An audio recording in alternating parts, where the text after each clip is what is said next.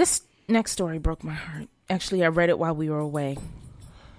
If it's a story I think you're talking about, I didn't actually get to read it, but it was sent to me on every platform known to man because everyone was like, "Hey, please cover this, please cover this, please cover this." Is this about the shooting and killing of a teenage boy, Trayvon Martin? Correct.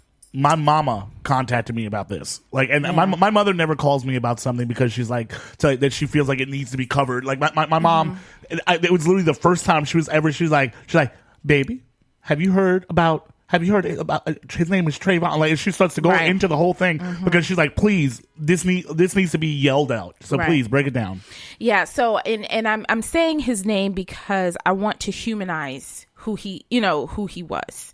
Trayvon Martin, a teenager. He's visiting his father, staying with his father, and was asked to go to the store for his younger brother.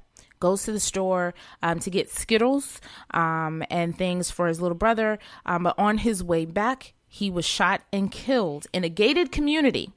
This wasn't in, a bad neighborhood. This wasn't a stray bullet and none of this. He was directly shot in the chest by the watch captain of the neighborhood, George Zimmerman, a 26-year-old college student who admitted to the police that he shot the young man. He's a college student? Okay. See, like 26-year-old college student. I was only catching bits and pieces of this via social media. I assumed it was some old 60-something white guy who was just scared of a young Negro in a room and freaked out. And I thought that was terrible. But some 26-year-old college student? Really? Yes.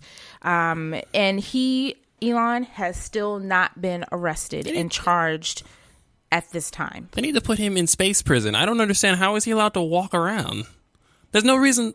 Isn't the point of neighborhood watch is so that what you're supposed to do with neighborhood watch is that you tell the cops where to coordinate to get someone. You're not supposed to have a gun. You're not supposed to be shooting at people. You're supposed to look at people and tell the cops where to go. That's the point of neighborhood watch.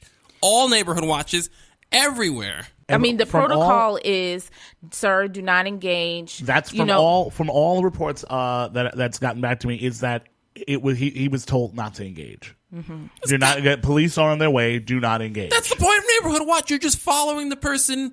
You're supposed to follow the person and tell the cops, here, this street, now this street, now this street. That's the point of neighborhood watch. No, that guy's been watching too much TV. He thought he was gangster, and he was in his car. He was like, yo, there's some random guy. I got this. And so if he was in his car, one, there was no immediate danger. So he can't, I don't understand where there would be a self-defense thing. If you are in your car and you've called 911 and operator and police told you not to engage, there is no immediate danger for you to even claim, self-defense. But apparently some altercation happened, although I can't see if he was supposed to stay in his car and not engage, why that would happen. By the time the police got there, Trayvon was found face down in a patch of grass 70 feet from his house with a bag of Skittles and an iced tea in his pocket. Yeah, because, that sounds like a really dangerous kid.